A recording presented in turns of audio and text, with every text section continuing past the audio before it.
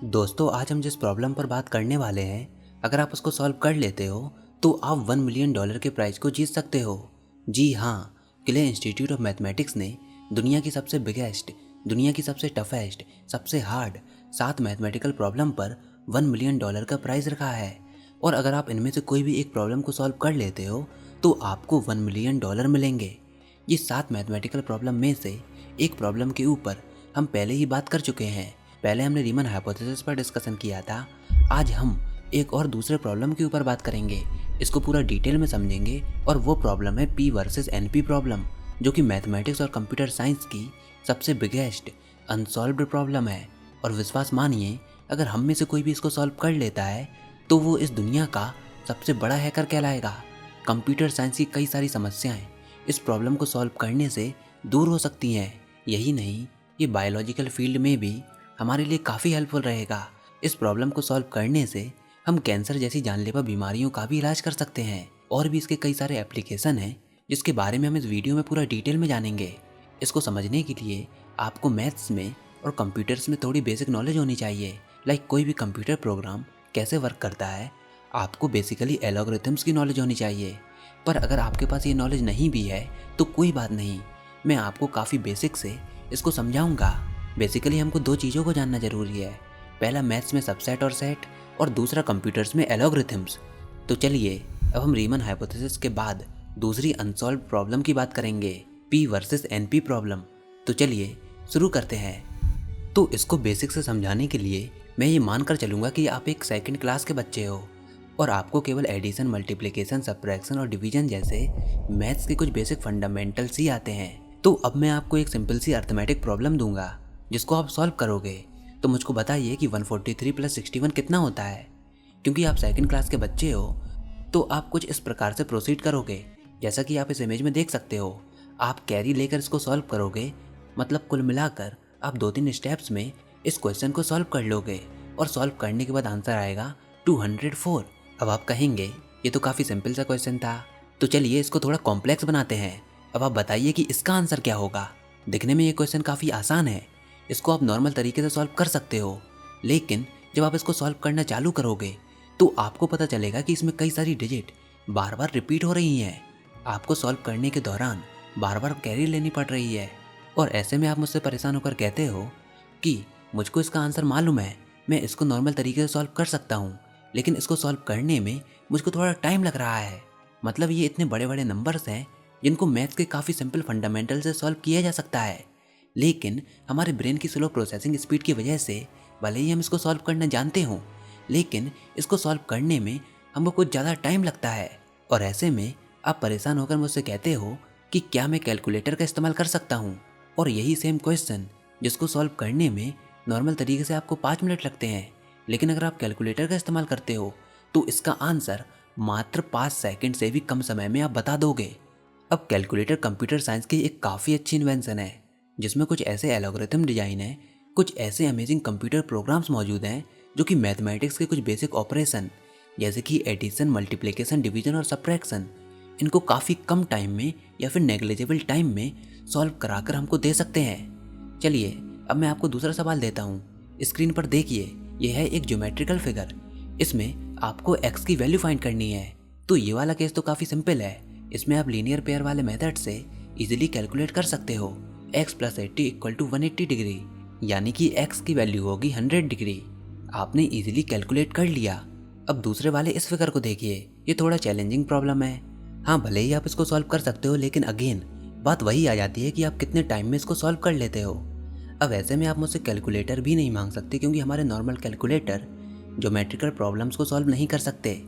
तो ऐसे में हम क्या करते हैं, अपने कंप्यूटर्स की मदद लेते हैं। कंप्यूटर में हम लोगों ने एक ऐसा प्रोग्राम लिखा है, एक ऐसा ज्योमेट्रिकल एल्गोरिथम लिखा है जो कि ज्योमेट्री के प्रॉब्लम्स को काफ़ी कम टाइम में हमको सॉल्व करके दे सकता है। तो मतलब इन दोनों एग्जाम्पल से ये बात साबित होती है कि मैथ्स में कुछ ऐसे सवाल होते हैं जिनको सॉल्व करना तो आसान होता है, लेकिन ज़्यादा टाइम लगने की वजह से हम उनको ईजिली कैलकुलेट नहीं कर पाते। तो उनको सॉल्व करने के लिए हम लोग अपने कंप्यूटर्स की मदद लेते हैं। हम लोग कंप्यूटर्स में एक एल्गोरिथम को डिज़ाइन करते हैं जो कि हमारे लिए उसी काम को मात्र कुछ सेकंड्स में ही करा के दे देता है। जैसे अगर मैं आपसे पूछता हूँ कि 2 की पावर 150 को कैलकुलेट कीजिए, तो आपके ब्रेन को उसको सॉल्व करने में थोड़ा ज़्यादा टाइम लगेगा, लेकिन यही काम एक कंप्यूटर प्रोग्राम को सेकंड्स में ही करा सकता है। अब वो कैसे करा सकता है ये एक डिफरेंट टॉपिक है, क्योंकि एक कंप्यूटर प्रोग्राम में कई सारे लॉजिक इन्वॉल्व होते हैं। लेकिन आई थिंक अब आप समझ गए होंगे कि एल्गोरिथम्स क्या होते हैं। तो एल्गोरिथम कंप्यूटर्स में हमारी प्रॉब्लम को सॉल्व कराते हैं।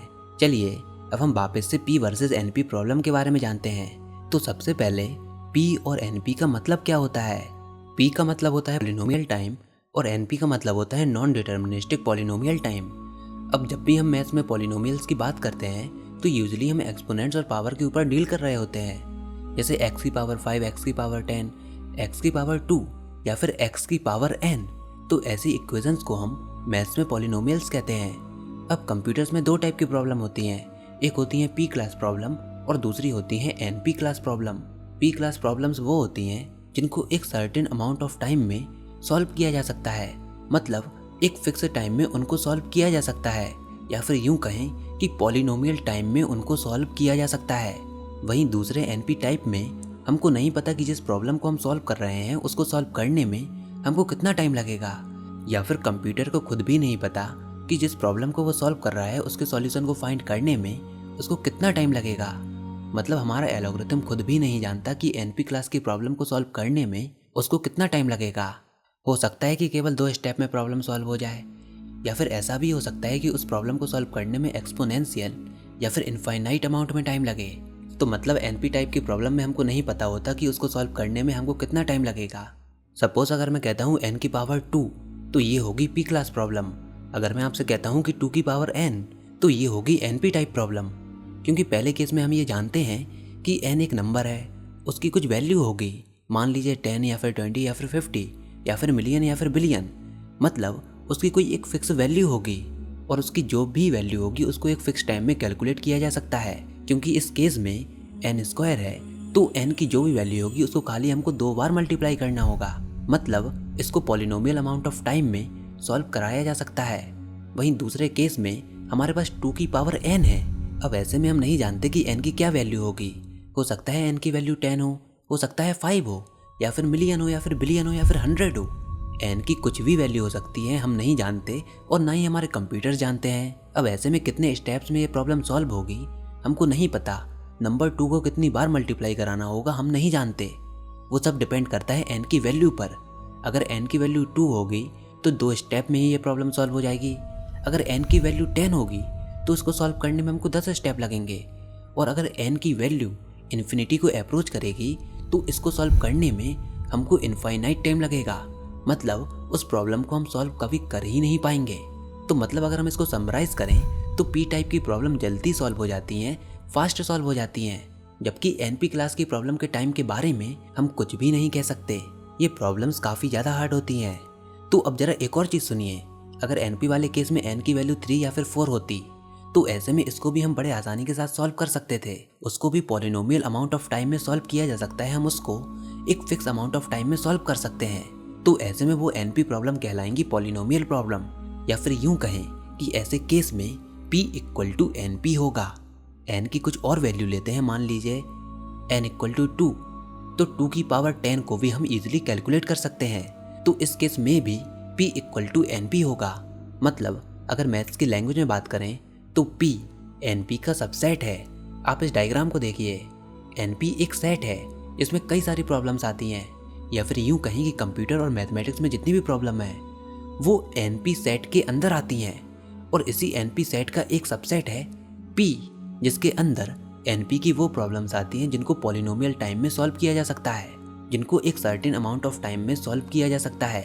या फिर यूं कहें कि हमारे कंप्यूटर्स और हमारे प्रोग्राम्स, हमारे एल्गोरिथम्स उनको ईजिली सॉल्व कर लेते हैं। तो अगर हम एक ऐसी प्रॉब्लम बनाएं जो कि दिखने में तो NP लग रही हो, लेकिन उसको सॉल्व करने पर हमको मालूम पड़े कि नहीं, ये तो P टाइप की प्रॉब्लम है, इसको फिक्स अमाउंट ऑफ टाइम में सॉल्व किया जा सकता है, तो ऐसे में उस प्रॉब्लम के लिए P इक्वल टू NP हो जाएगा। ठीक है, एक और प्रॉब्लम हमारे सामने आती है, तो हम फिर से ऐसा करते हैं, अगर उसको भी हम एक फिक्स अमाउंट ऑफ टाइम में सॉल्व कर लेते हैं तो उसको भी हम P क्लास में डाल देते हैं, और अगर वो फिक्स अमाउंट ऑफ टाइम में सॉल्व नहीं होती है या फिर उसको सॉल्व करने में इनफाइनाइट अमाउंट ऑफ टाइम लग रहा है तो उसको हम NP क्लास में डाल देते हैं। मतलब NP एक सेट है और P NP का सबसेट है। अब अगर सबसेट है तो फिर हम ये भी कह सकते हैं कि जो प्रॉब्लम पी क्लास में आती हैं वो एनपी में भी आती हैं। मतलब हर एक पी प्रॉब्लम पहले कभी न कभी एक एनपी प्रॉब्लम रही होगी, जिसको हम पहले समझ रहे हो कि इसको इनफाइनाइट अमाउंट ऑफ टाइम लगेगा सॉल्व करने में, लेकिन हमारी टेक्नोलॉजी के जरिए वो अब पी क्लास में आ चुकी हैं। तो अब मिलियन डॉलर का सवाल ये है कि क्या सारी एनपी प्रॉब्लम्स पी टाइप की प्रॉब्लम है, या फिर क्या सारी एनपी प्रॉब्लम्स को पॉलिनोमियल टाइम में सॉल्व किया जा सकता है। मतलब क्या p इक्वल टू एनपी है या फिर p इक्वल नॉट एनपी है। अब देखिए ये सवाल उतना भी आसान नहीं है, क्योंकि अगर हम अपनी टेक्नोलॉजी और कंप्यूटर साइंस की एडवांसमेंट की बात करें तो पिछले 100 सालों में हम लोगों ने इतनी एडवांसमेंट गेन कर ली है कि जिन प्रॉब्लम्स को हमको लगता था कि ये सॉल्व हो ही नहीं सकती, जिनको सॉल्व करने में एक्सपोनेंशियल टाइम लग रहा था, प्रोग्रामिंग की मदद से आज हम उन प्रॉब्लम्स को भी सॉल्व कर पा रहे हैं। ऐसे में हमारे लिए काफ़ी मुश्किल हो जाता है कि हम इसका सही जवाब दे दें, और जवाब ये है कि हम नहीं जानते कि p equal to N P है या नहीं।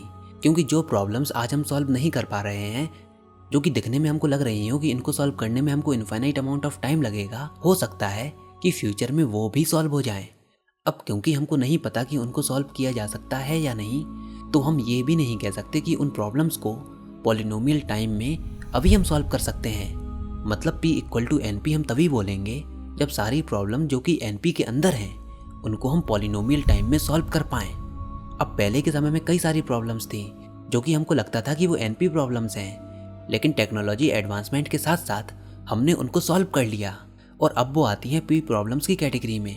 लेकिन आज भी कुछ ऐसी प्रॉब्लम्स हैं जिनका पॉलिनोमियल टाइम में कोई भी सॉल्यूशन पॉसिबल ही नहीं है।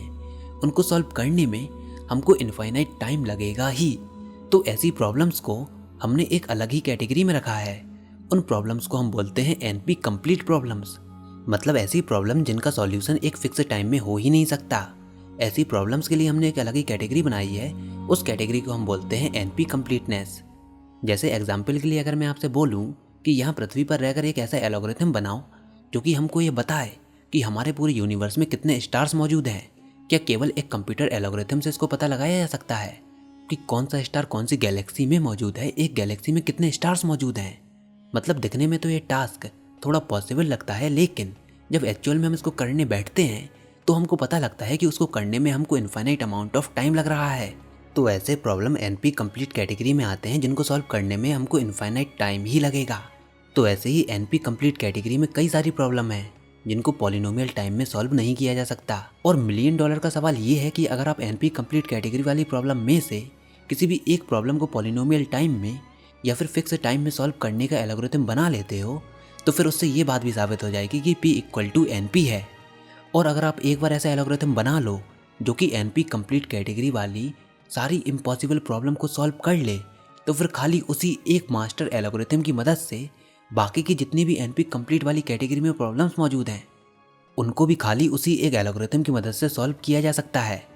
और जब ऐसा होगा तो फिर हम ये कह पाएंगे कि सारी एनपी प्रॉब्लम पी कैटेगरी में आती हैं, और तब हम कहेंगे कि p equal to N P है। और अगर कोई ऐसा एल्गोरिथम बन जाता है तो फिर p और एन पी कैटेगरी का मतलब ही नहीं रहेगा। जितनी भी एनपी प्रॉब्लम्स हैं उनको पॉलिनोमियल टाइम में करवाया जा सकता है, तो केवल एक ही कैटेगरी मौजूद रहेगी, केवल p कैटेगरी। चलिए मैं आपको कुछ एग्जाम्पल देता हूँ। मान लीजिए मैं आपको कुछ नंबर देता हूँ और आपसे कहता हूँ कि एक ऐसा प्रोग्राम बनाइए, एक ऐसा एल्गोरिथम बनाइए जो कि इनको स्मॉलेस्ट से बिगेस्ट नंबर में अरेंज कर दे। तो मान लीजिए आप क्या करते हो कि एक एल्गोरिथम बनाते हो जिसमें आप दो नंबर्स को आपस में कंपेयर करते हो, जिसमें से वो नंबर जो कि बड़ा होगा वो राइट में शिफ्ट हो जाता है और स्मॉल नंबर लेफ्ट में शिफ्ट हो जाता है।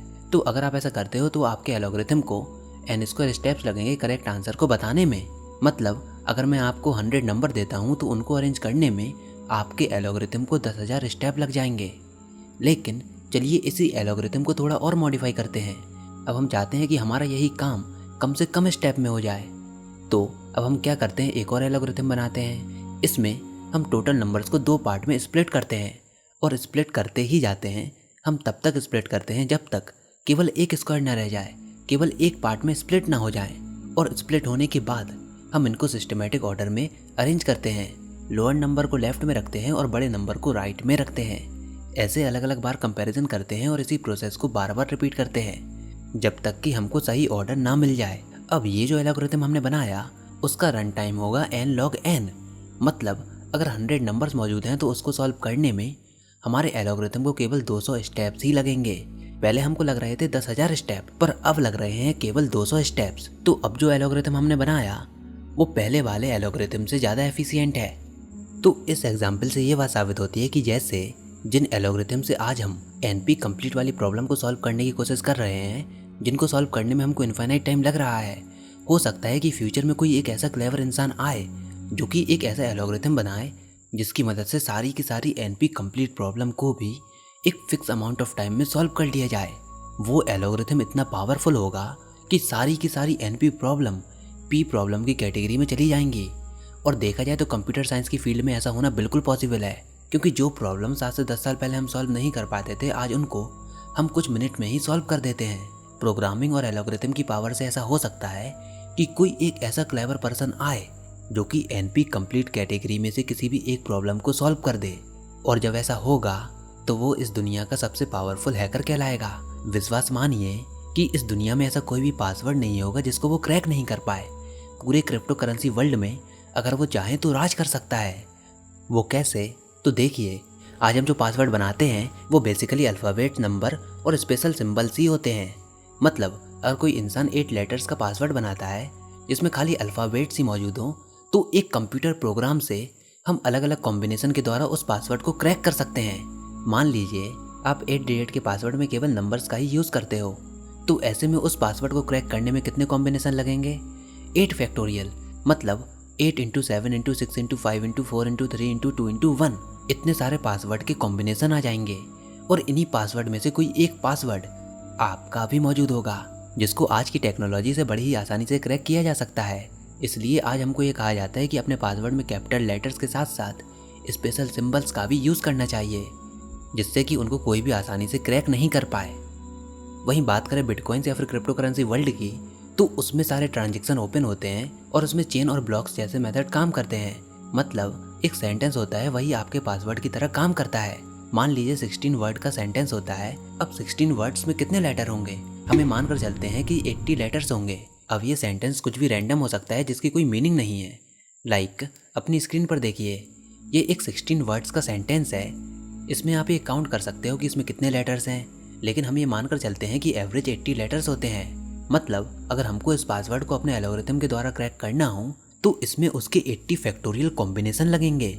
और 80 फैक्टोरियल की वैल्यू होती है 7.1 × 10 की पावर 118। और विश्वास मानिए कि इतने सारे ही कॉम्बिनेशन लगेंगे और हमारे कंप्यूटर्स को इतने सारे कॉम्बिनेशन बनाने में इनफाइनाइट अमाउंट ऑफ टाइम लगेगा। मतलब ये NP कंप्लीट टाइप की प्रॉब्लम का एग्जाम्पल है। हम जानते हैं कि इसको कैसे पता लगाया जा सकता है, लेकिन फिर भी हम इसको क्रैक नहीं कर सकते। हमको इनफाइनाइट टाइम लगेगा इसको क्रैक करने में।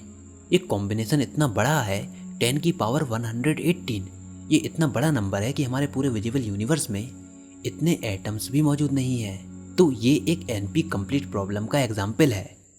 तो अगर आप एक ऐसा एल्गोरिथम बना लेते हो जिससे कि आप इस प्रॉब्लम के सॉल्यूशन को फाइंड कर लो, तो आप उन सारे पासवर्ड्स को भी क्रैक कर पाओगे, वो भी एक फिक्स अमाउंट ऑफ टाइम में, जिनको आज के समय में कोई भी क्रैक नहीं कर सकता। और अगर कोई ऐसा एल्गोरिथम बना लेता है तो दुनिया में कोई भी पासवर्ड ईजिली क्रैक किया जा सकता है। किसी भी बैंक इंक्रिप्शन को क्रैक किया जा सकता है चुटकियों में। बड़े से बड़े मैथमेटिकल प्रॉब्लम्स को हम आसानी से फाइंड कर सकते हैं। यही नहीं, इस एल्गोरिथम के जरिए कैंसर ट्रीटमेंट भी किया जा सकता है। Transportation system, internet world, biological application, mathematical problem, protein structure, सब कुछ इसी एल्गोरिथम के जरिए बड़े ही आसानी से सॉल्व किए जा सकते हैं। और हो सकता है कि इसी एल्गोरिथम के जरिए हम थ्योरी ऑफ एवरीथिंग का भी पता लगा पाएँ, क्योंकि तब प्रॉब्लम्स को सॉल्व करने में हमको इनफाइनाइट टाइम नहीं लगेगा। टाइम की कोई भी लिमिटेशन नहीं होगी। खैर, भले ही इसके कितने भी प्रैक्टिकल एप्लीकेशन हो, लेकिन हाँ, ये बात ज़रूर है कि अगर आप P वर्सेस NP प्रॉब्लम को सॉल्व कर लेते हो तो आपको $1 मिलियन ज़रूर मिलेंगे। तो फ्रेंड्स, ये थी $1 मिलियन क्वेश्चन के ऊपर एक दूसरी वीडियो, जिसमें हमने P वर्सेस NP प्रॉब्लम के ऊपर बात की। आप बताइए आपको इसके बारे में क्या लगता है, और नीचे कमेंट सेक्शन में लिखकर ये भी बताइएगा कि आपको ये वीडियो कैसी लगी। आई होप आपको ये वीडियो ज़रूर पसंद आई होगी। अगर ऐसा है तो इस वीडियो को लाइक कीजिए, अपने दोस्तों के साथ शेयर कीजिए, और अगर आपने हमारा चैनल अभी तक सब्सक्राइब नहीं किया तो इसको सब्सक्राइब कर लीजिए, ताकि आगे आने वाली कोई वीडियोस और अपडेट्स आपसे मिस ना हो पाएँ।